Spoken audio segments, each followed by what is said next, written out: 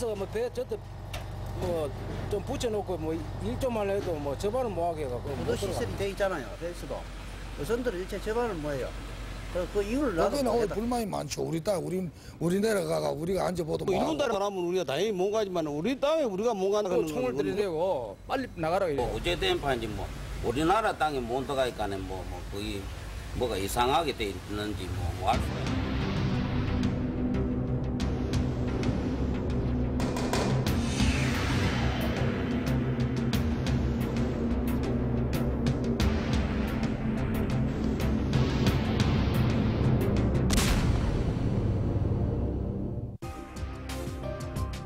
대한민국의 영토인 독도를 일본이 제 나라 땅이라며 반환을 요구해온 지 반세기. 새로운 국제해양 질서에 의해 독도와 그 주변 바다는 또 다른 국면을 맞이했다. 한일 양국 간에 맺어진 신한일어업협정은 독도를 중간 수역이라는 애매모호한 구역에 포함시키고 말았다.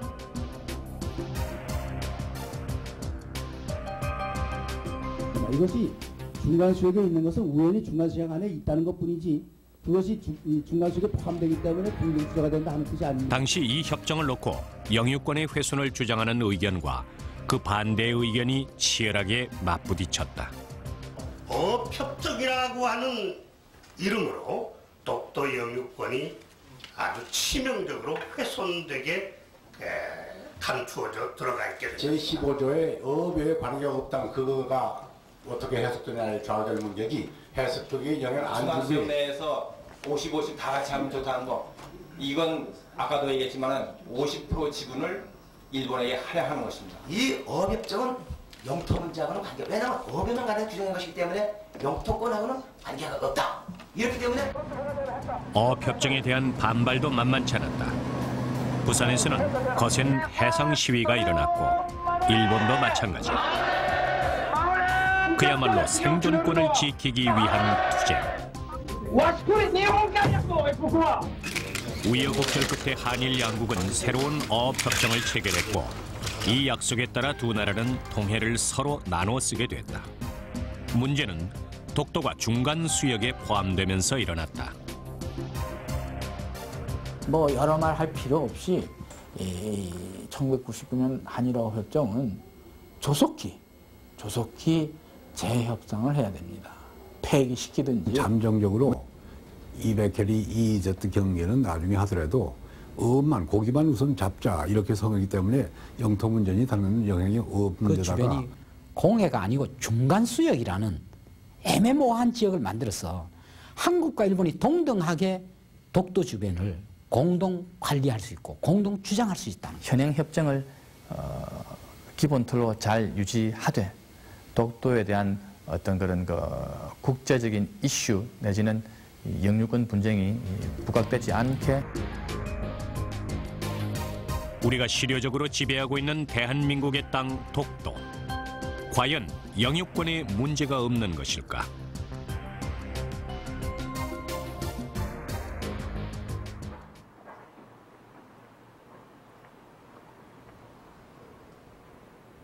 독도 입도의 승인 업무를 담당하고 있는 울릉군청. 국경을 넘는 것보다 더 까다로운 입도 절차 과정을 거쳐야만 겨우 들어갈 수 있는 땅이 지금의 독도다. 이렇게 독도 노출에 조심스러운 이유는 뭘까? 먼 바닷길을 떠나는 새들에게는 구원의 섬 독도.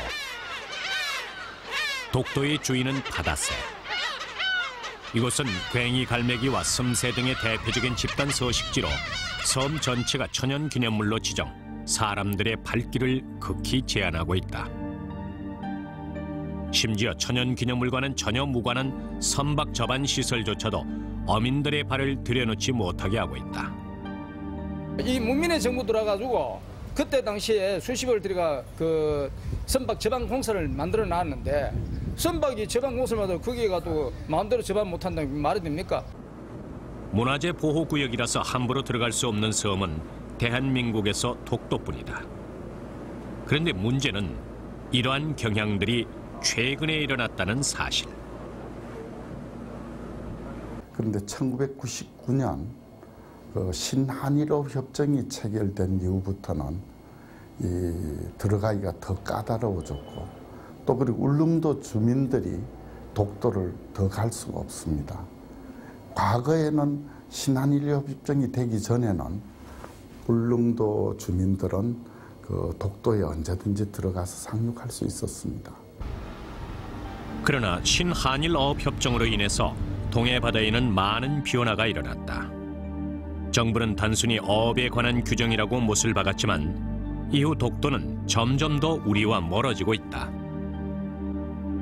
이건 뭐냐 할 것 같으면 양 정부 간에 그렇게 해놓고 난 뒤에는 어떤 명분으로 좀 접근을 좀 시키지 말자는 거죠. 그 우리 경우는 그쪽을 문화재 소속, 무슨 어디 소속해가 문화재 관리 차원에서 못 들어간다. 실질적으로는 공동 관리 수의 그 약속을 지킨다고 나는 그렇습니다. 환경부에서 가장 아름다운 소리로 선정된 독도의 괭이 갈매기 소리. 천연기념물로 자랑할 만한 것이라면 국민들이 더 자유롭게 들을 수 있어야 하지 않을까.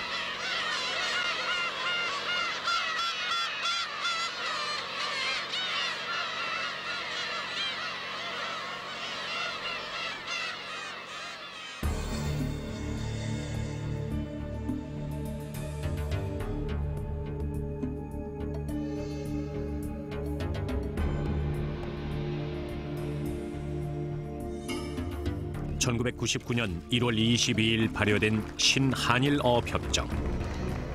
이것은 1965년도에 맺어진 한일어업협정을 대체한 것이다. 역사적인 한일조약과 재협정 비준서 교환의 즈음에서 당시 한일 간의 국교 정상화를 앞두고 독도가 정치적 쟁점 대상이 됐고 일본의 독도 영유권 주장으로 인해서 두 나라 간의 첨예한 대립은 14년을 끌어왔다.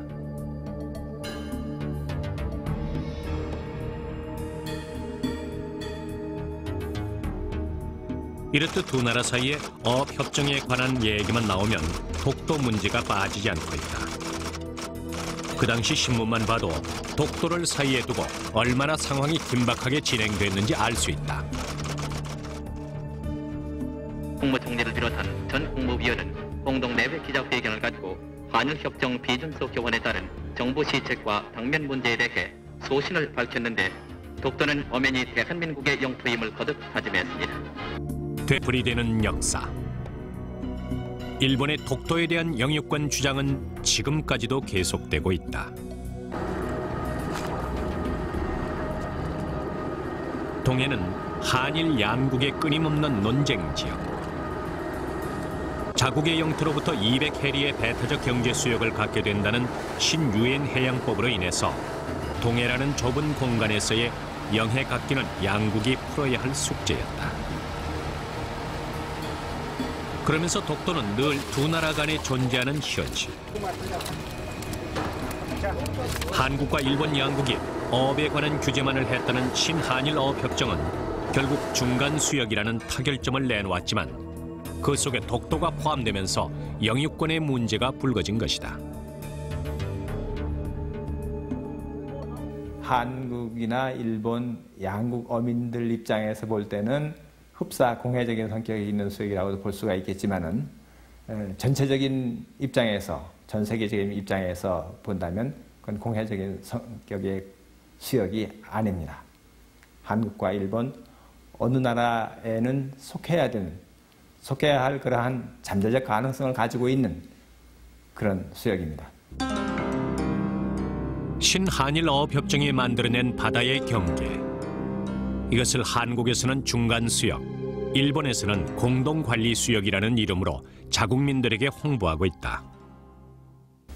독도가 우리 땅이라고 주장하는 소위 독도의 영유권의 주인인 한국의 입장으로는 한국의 주권이라는 것은 배타적 권리라는 것이 그 아주 에센스, 그 본래의 의미입니다. 그 배타성이 훼손됩니다.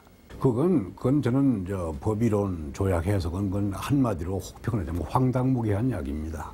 왜냐하면 이 조약은 어업에 영향을 주지 않겠다는 건 15조에 분명히 못을 박아놓고 시작했고. 신한일어업협정 제15조.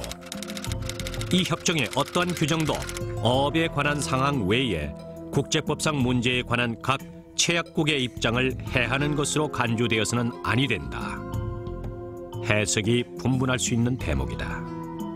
각자의 국제법적인 입장에 영향을 미치지 않는다라는 것은 반대로 해석하면 일본이 주장해온 국제법적인 입장에도 영향을 미치지 않는다는 것은 韓国が持つと主張している竹島に対する領有権、あるいは日本が持つと主張している竹島に対する領有権、この問題はいささかもこの協定によって損なわれていないわけです。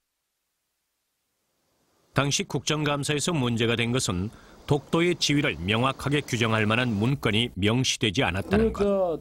뭐 마른 목걸이 됐든 장방형 비슷한 모양이 됐든 그 중간 수역 안에 독도 주변 12해리를 제외한 나머지를 중간 수역으로 한다.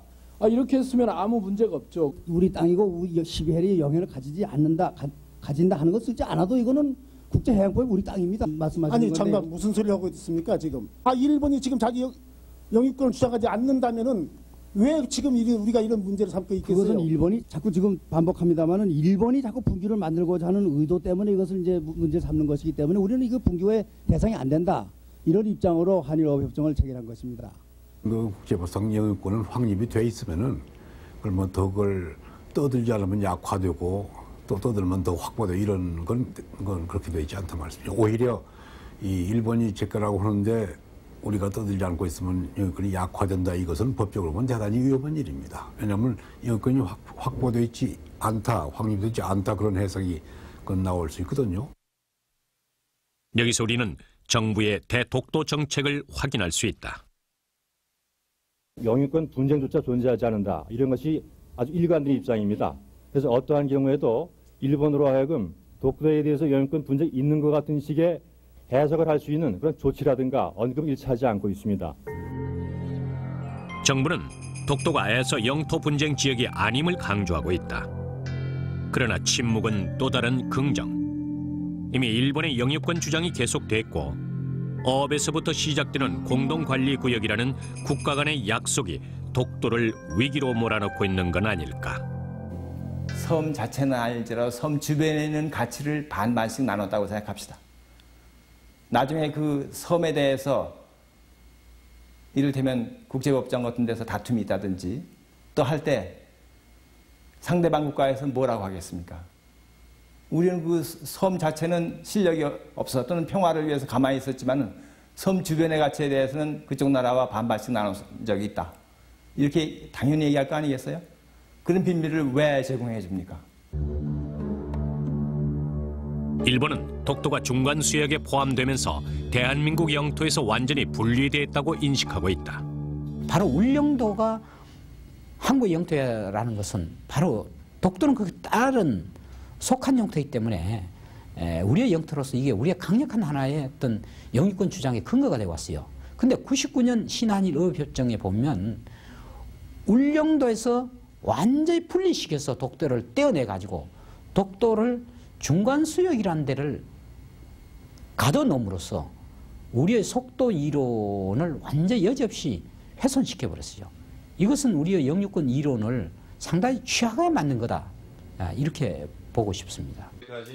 여기서 우리는 당시 외교통상부 국정감사에서 밝혀진 정부의 입장에 주목한다. 해상 수역은 협정 수역은 여러 가지 그 이유 때문에 독도가 해양법 협약 규정에 따라서 이질을 갖지 않는 바위섬이라고 해석하는 것이 명분과 실리면에서 저희 국익에 훨씬 유리하다 하는 이런 입장을 취하고 있습니다. 독도를 배타적 경제 수역을 주장할 수 없는 암초로 규정한 대한민국 정부. 유엔 해양법 협약 제121조에 명시된 섬과 암초의 정의에서 제3항에 주목해보자. 인간이 거주할 수 없거나 독자적인 경제 활동을 유지할 수 없는 암석은 배타적 경제 수역이나 대륙붕을 가지지 아니한다. 그렇다면 굳이 암초일 필요가 있을까? 암초라고 보는데, 근데 그 독도는 이게 그 인간의 거주 또는 그 독자적 그 경제 생활을 지탱할 수 없는 곳이라고 봅니다. 모든 경제 활동이 거기 자체적으로 이루어져야 되는 거냐라고 할 때 그건 아니라는 것이죠. 왜냐하면 거기에는 sustain economic life of their own이라고 돼 있지 self sustain이라고 자급자족이란 말은 없다 이거예요.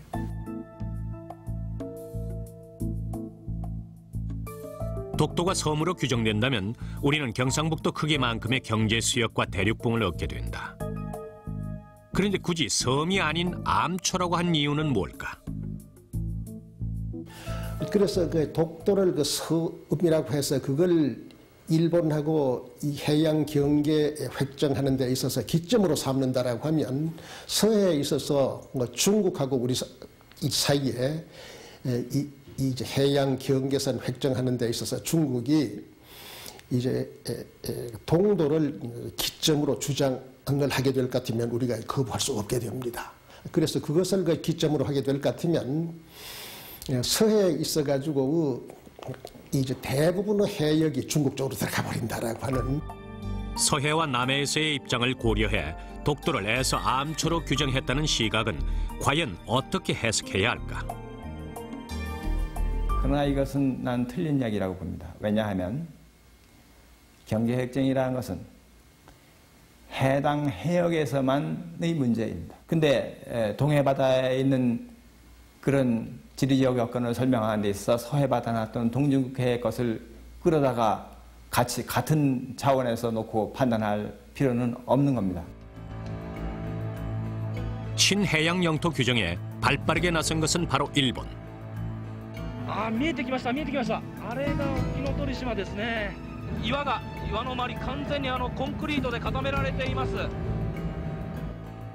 오키노 도리시마는 일본 전대미문의 영토 보존 작전. 도쿄 서남쪽 2,400km 떨어진 태평양 위의 작은 암초를 인공섬으로 개조했다. 이로써 일본은 한반도 면적보다 넓은 배타적 경제 수역을 확보하기에 이른다.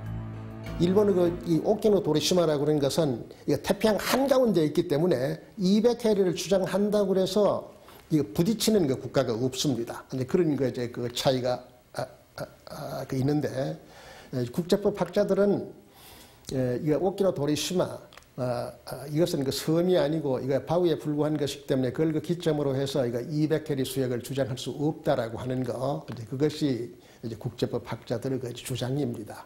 그래서 이거 이제 독도라고 하는 것은 역시 이거 바위로 이거 봐야 될 것 아닌가 그런 거 생각을 하게 됩니다. 그럼 일본은 그런 입장을 갖고 있는데 우리는 이거는 바위섬에 불과하다라고 하면서 이지와 대륙 모두 가질 수 없다라고 하는 해석은 저는 만약에 그런 해석을 갖고 있다면 이건 너무나 소극적이고 문제가 있지 않느냐. 이게 그 74조하고 83조에 그런 그 규정이 있습니다만은 이 해양 경계선을 걷는 데 있어 가지고는 형평한 결과가 초래되게끔 경계선을 그어야 된다. 그렇게 규정이 돼 가지고 있습니다. 가령 이 독도가 우리 거 그래서 독도하고 일본하고 사이에 이거 바다 경계선을 걷는다라고 할 때 이거 독도를 그 기점으로 사용한다라고 그러면 동해의 경우에 있어가지고 이거 대부분의 바다가 이거 우리 쪽에 들어오게 됩니다. 그 다음에 일본이 차지하는 부분이라고 하는 건 얼마가 되지 않는데 이렇게 될 것 같으면은 이것이 이제 형평한 결과가 성취됐다 이렇게 볼 수 없다라고 하는 것이 국제 판례의 입장입니다. 배타적 경제 수역을 얻을 수 있다면 작은 바위 덩어리도 메워서 섬으로 만드는데 무엇 때문에 독도에 대해서는 좀 더 강력한 주장을 펼치지 못하는가? 독도가 12해리 영해만을 가진 단순한 암초로 규정되면서 우리는 많은 것을 잃고 있을지도 모른다.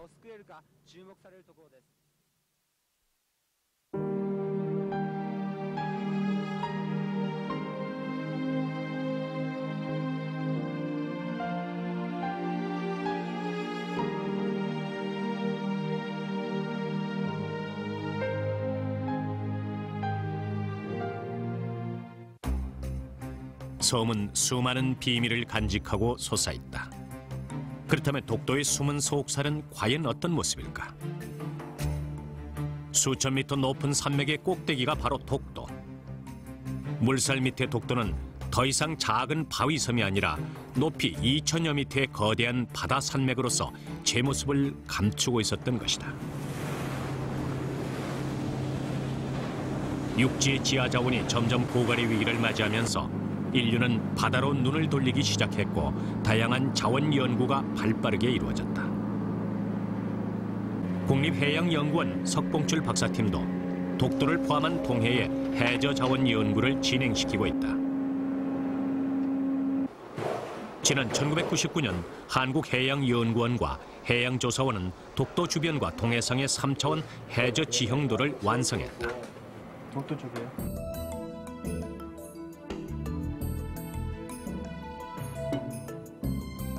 독도의 해저 모습이 드러나면서 그가 품고 있는 지하 자원에 대한 궁금증도 서서히 밝혀졌다. 특히 21세기 대체 에너지로 주목받고 있는 메탄 수화물, 즉 하이드레이트가 독도 주변에 분포하고 있다는 것이 확인된 후 독도의 배타적 경제 수역은 주목받고 있다. 독도 인근에는 가장 중요한 자원 중에 하나가 메탄 수화물 자원이죠. 메탄 수화물 자원이란 에탄이나 메탄 같은 저분자 가스가 일정한 온도와 압력 조건 하에서 고체로 되는 그런 자원입니다. 독도에서 석유를 찾는 박사로 유명한 경상대 백우현 교수. 그는 독도 주변에 메탄 하이드레이트에 깊은 관심을 가지고 있다. 동해 비밀이다. 하는데 동해 비밀이 뭡니까? 사실은 그 주의를 해서 해저에 이 가스 하이드레이트. 이거는 우리가 천전 그 에너지입니다. 우리 자원을 어느 순간에 일본 쪽하고 공유하게 될 경우도 있고 잘못하면은 우리 자원을 우리가 개발하지 못하는 그런 어려움이 발생되리라고 예측이 됩니다. 그래서 우리 자원을 확보하기 위한 독도의 주권은 향후 확실하게 주권을 행사할 수 있도록 정리되어야만 할 것입니다. 미래의 자원을 품고 있는 독도를 굳이 중간 수역 안에 포함시킨 정부의 의도는 과연 무엇일까? 이를 주장하면 주장할수록 그 이지 경계정 시에 독도를 우리 지역 수역에 포함시키는 것 대신에 결과적으로 분쟁 수역화시키는 효과가 큰 반면에 오히려 울릉도를 기점으로 해서 200개를 그릴 경우에는 독도가 저희 직수역에 포함됨으로 해서 실질적으로 이러한 그 분쟁 가능성이 없어진다는 그런 장점이 있기 때문입니다. 분쟁을 우려한 정부는 독도를 굳이 암초로 규정, 배타적 경제 수역의 기점을 포기하고 울릉도로 물러나 결국 독도는 중간 수역에 포함됐다. 독도 영유권에 대하여 충분히 주권을 발양하지 아니한 큰 실책이 되는 것입니다. 반드시 울릉도 기점을 폐기하고 독도 기점을 채택해서 국제사회에 선포할 필요가 절대로 있습니다. 독도에 대한 정부의 정책에 강력하게 반발하고 있는 시민단체. 특히 신한일어업협정을 파기하는 데 뜻을 모으고 있는 이 단체에서 국민들의 정부에 대한 비판의 목소리를 들을 수 있었다. 국가의 또는 정책 담당자들의 주권의식의 부재라고 봅니다. 내 거가 지금 어디로 가고 있는데 누군가가 저희 훔쳐가고 있는데 그것도 모른다는 그런 아주 그런 사고를 가지고 있지 않나 해서 우리 바다는 여기서 요만한데 그러면 일본 바다는 이렇게 100배가 큽니다. 그러한데도 그 콘크리트를 갖다 부어서 밤에 이렇게 배타적 경제 수역을 갖습니다. 우리가 상대적으로 너무 작은 바다를 갖고 있으면서도 이렇게 중간 수역 신한일 어업협정이 체결된 후 일본 어업인들은 대회를 열어서 새로운 협정에 대한 대비에 나섰다. 이들은 먼저 200해리 경제수역이 결정된 만큼 전면 설정과 적용을 위한 한일 한중 간의 협상을 서둘러 줄 것을 정부 측에 촉구했습니다. 그중에서도 일본은 독도를 늘 자기들의 해역에 포함시키는 것을 잊지 않고 있었다. 독도를 향한 일본의 욕심이 여기서도 여실히 드러난다.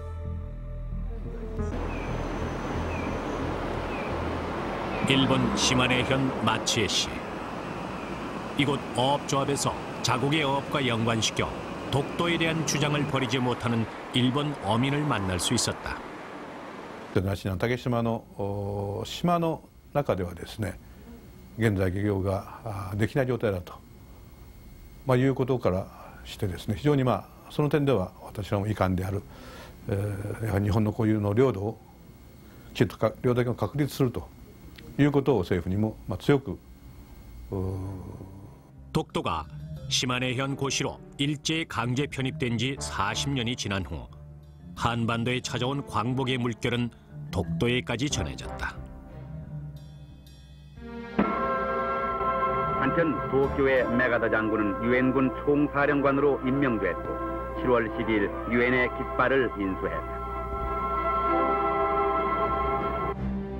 연합국 최고사령부는 일본 제국주의자들이 강제로 침탈해간 영토를 본국으로 환원시키는 작업을 해나갔는데 그것이 바로 1946년 1월 29일 연합국 최고사령부 지령 스카핀 제677호.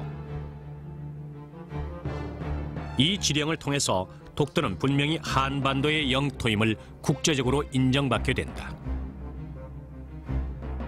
이 조항은 한국 영토를 정의하는 조항이 아니라 일본 영토를 정의하면서 독도는 일본 영토가 아니다 하는 내용인 것입니다. 이어서 우리 정부는 1952년 1월 18일 평화선을 선포했는데 일본 어선들의 남획을 막기 위해서 독도와 오키도 사이에 그어진 경계선은 독도를 합법적인 대한민국 영토로 명시했다. 그러나 열흘 뒤 일본 정부는 독도를 평화선 내에 넣는 것은 일본의 영토에 대한 침범이라며 강력히 항의했다. 이것이 바로 한국과 일본 간의 독도 영유권 논쟁의 시발점인 것이다.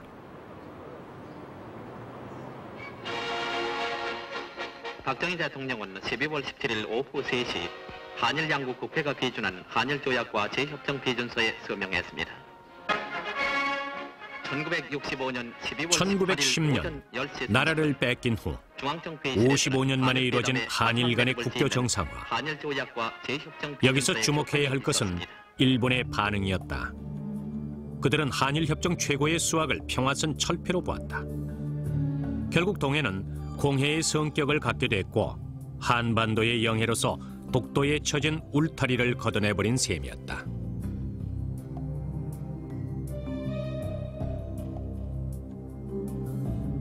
당시 협상의 실무를 맡았던 정일영 씨의 회고. 독도 영유권 문제하고 평화선 문제, 그렇게 독도 문제에 대해서 하는 거 하니까 첫째 내가 느끼는 것은 그 한일 문제가 14년간 계속된 51년부터 65년까지 14년간 계속된 한일 회담 타결에 불과 한 달을 앞두고까지도 일본 측에서 왜 그다지도 독도에 대해서 그놈을 가지려고 미국에까지 또 물고 늘어져 가지고 했는지. 가장 논쟁의 핵심이었던 독도 문제는 결국 분쟁 조정에 대한 양해각서로 일단락지었다.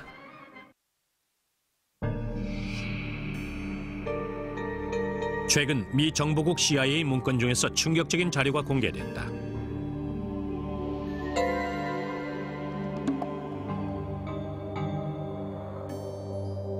61년부터 65년까지 일본의 6개 기업에서 6,600만 불의 정치적 자금을 공화당에 전달했다는 것이다.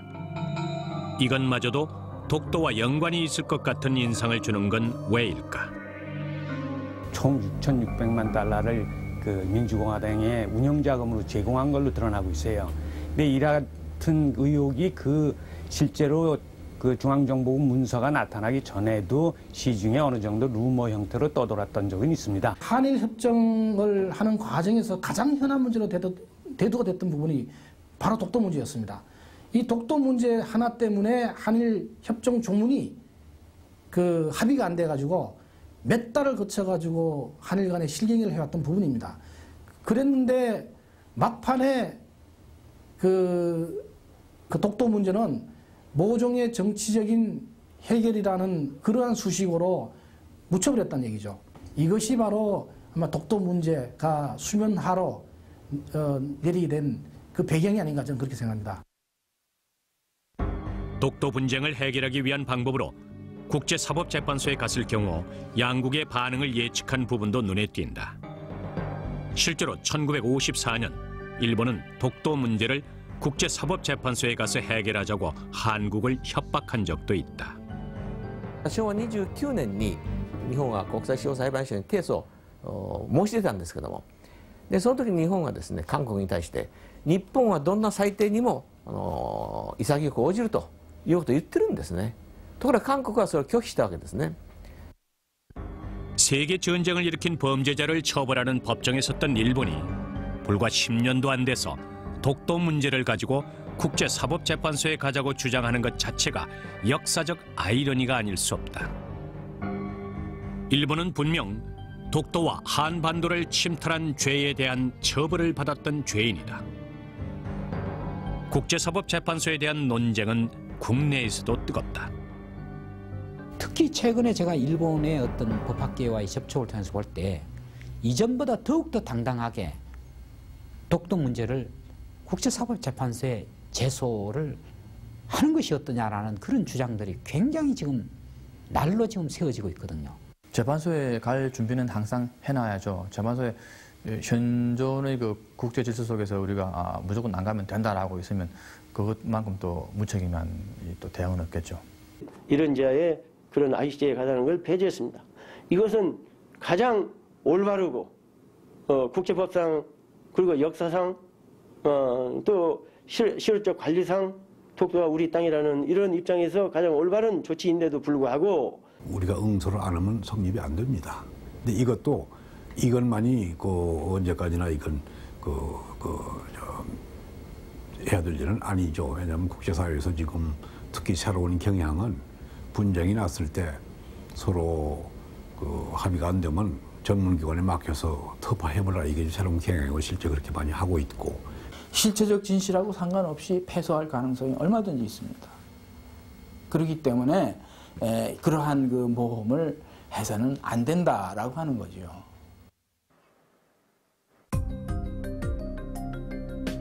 실제로 국제사법재판소를 통해 영토 분쟁을 해결한 사례는 적지 않다.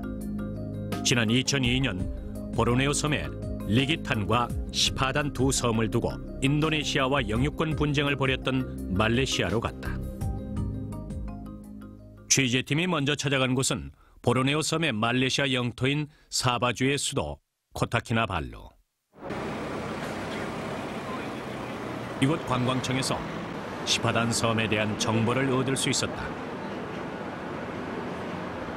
현재 보르네오 섬 북쪽 사바주에 속해 있는 시파단 섬은 세계적인 다이버들의 명소로서 많은 관광객들이 찾아오는 곳. 그래서 섬에 대한 자부심도 대단하다.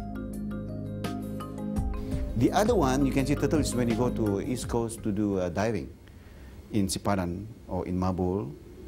Because when you go diving, you also see turtles, swimming. So a lot of turtles there. 특히 시파단 섬의 터줏대감은 바다 거북이. 여기 거북이의 자원을 적극적으로 관리했던 말레이시아 쪽으로 국제사법재판소의 재판관들이 손을 들어줬던 것이다.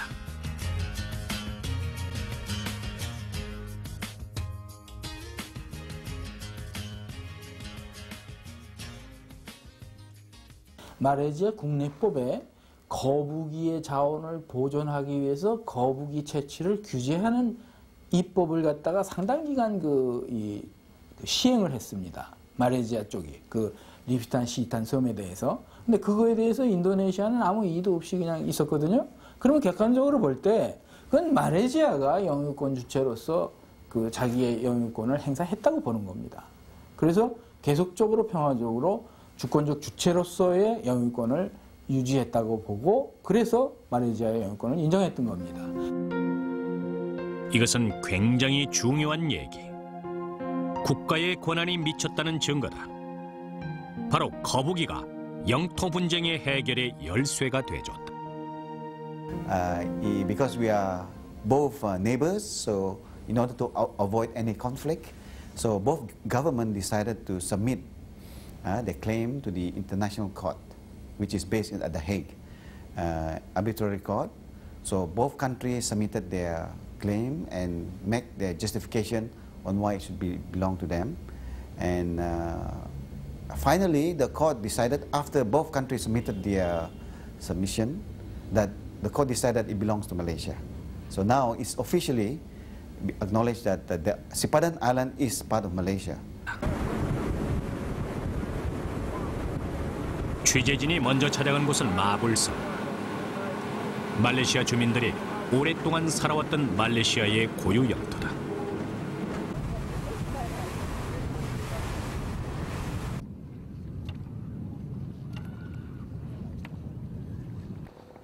대리석처럼 아름다운 빛깔의 해변을 가지고 있는 이곳.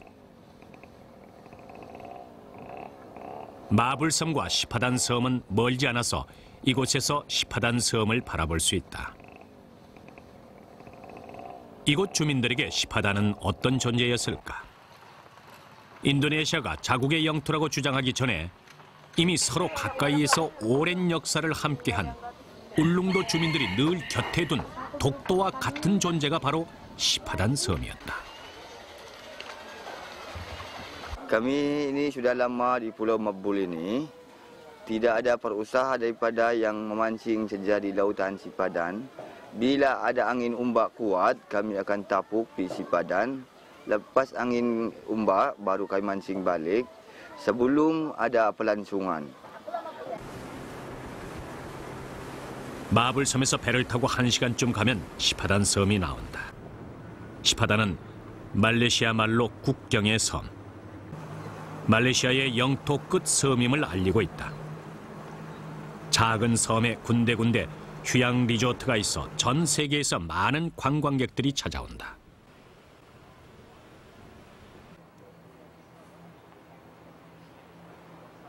이곳은 수중 다이버들의 천국. 다양한 해양 생물과 잘 발달된 산호초로서 환경 생태계가 잘 보존돼 있다.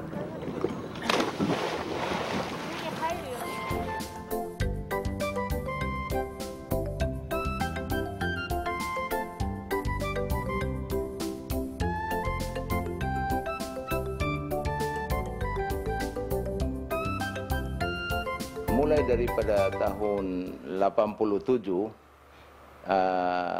itu orang-orang negara barat datang diving pergi Pulau Sipadan. Bila Pulau Sipadan ini terkenal dalam dunia, jadi negara Indonesia datang, dia bilang ini Pulau Sipadan milik dia, sedangkan pun Pulau Sipadan ini milik kerajaan Malaysia.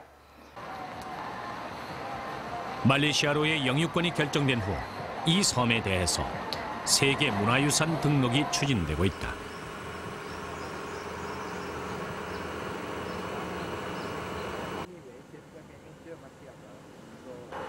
이곳 시파단에서 유난히 눈에 띄는 팻말. 섬 곳곳에 거북이를 보호하는 경고문이 있다.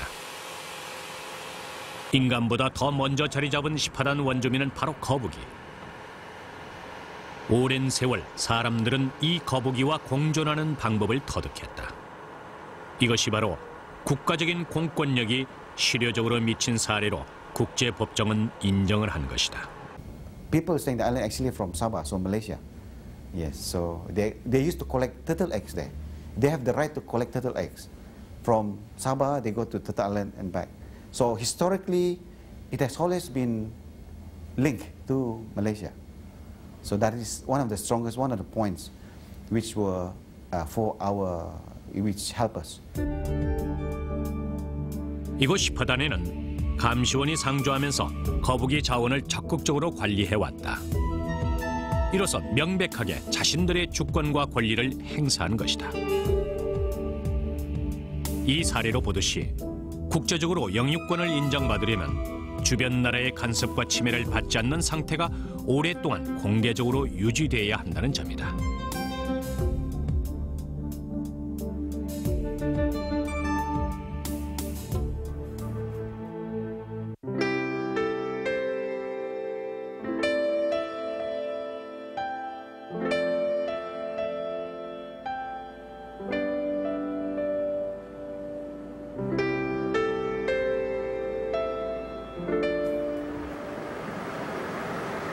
세계 8억의 네티즌을 대상으로 대한민국 홍보에 나선 이들이 있다.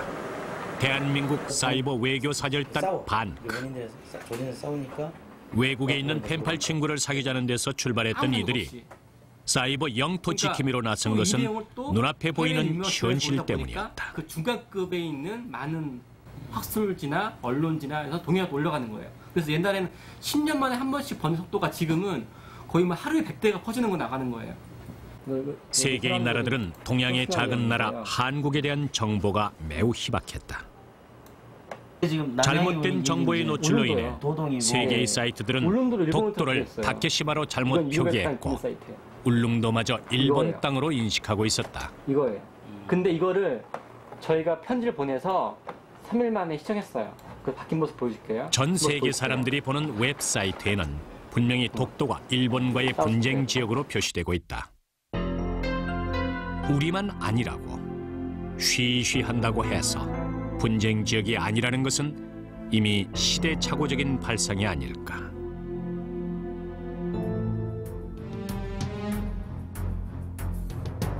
새로운 국제해양 질서 앞에 독도는 또 다른 국면을 맞고 있다. 그렇다면 독도 문제에 대한 올바른 해법은 무엇인가? 우리 정부가 독도는 한국의 영토이기 때문에 더 이상 다른 어떤 협상이나 이런 것은 안 하겠다 하는 그런 입장은 그건 맞습니다.